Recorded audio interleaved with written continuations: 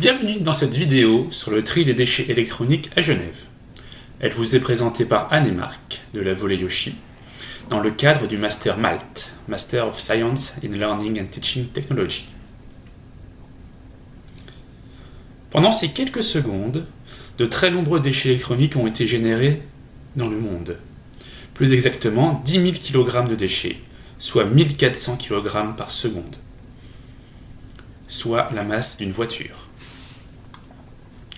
Dans ce film, nous étudierons ce que sont les déchets électroniques, comment les trier et ce qu'ils deviennent lors du recyclage. Commençons par le commencement. Que sont les déchets électroniques ? Eh bien, les déchets électroniques sont tous les déchets, tous les produits fonctionnant avec de l'électricité à la base, qui ne sont plus considérés comme utiles, du fait d'une casse, d'une obsolescence, d'une perte de fonction ou d'un abandon.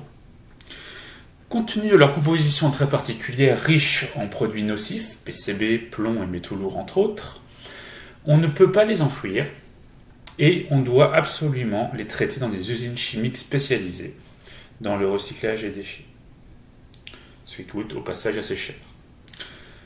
Comment les trier afin de permettre leur recyclage ? Eh bien, il y a plusieurs endroits où on peut déposer ces déchets. Ils sont collectables dans des magasins spécialisés, donc ils vous ont vendu votre produit qui sont censés le reprendre, en déchetterie ou dans des bennes dédiées que vous pouvez trouver par exemple en grande surface. Cas particulier, les PC portables ayant un écran de plus de 7 pouces sont à trier dans les bennes prévues pour les écrans. Troisième partie, que deviennent ces déchets ? Ils vont être collectés, rassemblés et séparés selon leur typologie, PC portable, écran, autre électronique. Voici donc notre PC que nous avons trié. Il contient, lorsqu'on l'ouvre, ceci, qui est composé de différentes pièces, diverses et variées. Plus précisément, nous avons un clavier, le châssis, en métal et ou en plastique, des condensateurs, des transformateurs, et un disque dur, pour ne citer que les pièces principales. Ces différents composants peuvent avoir des composés chimiques intéressants. Les PCB, par exemple, sont des perturbateurs endocriniens puissants, qui polluent fortement d'ores et déjà des rivières, et qui ont été interdits depuis quelques années.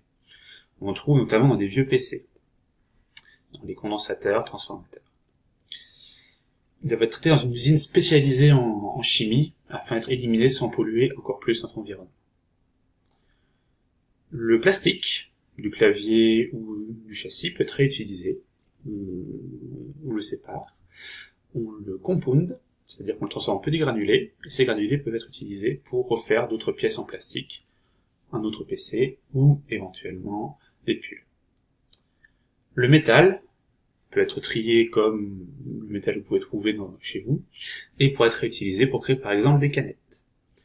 Plus surprenant, il y a de l'or dans les PC, notamment dans la fiche du disque dur et dans les transformateurs. Cet or, on peut l'extraire et le refondre pour à la fin obtenir des lingots.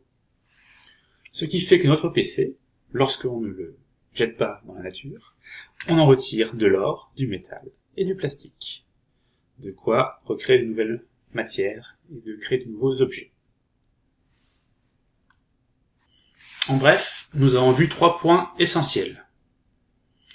Les déchets électroniques sont tous les produits électroniques qui ne sont plus considérés comme utiles. Ils peuvent être recyclés et sont collectables dans les magasins spécialisés ou en déchetterie dans des bennes dédiées.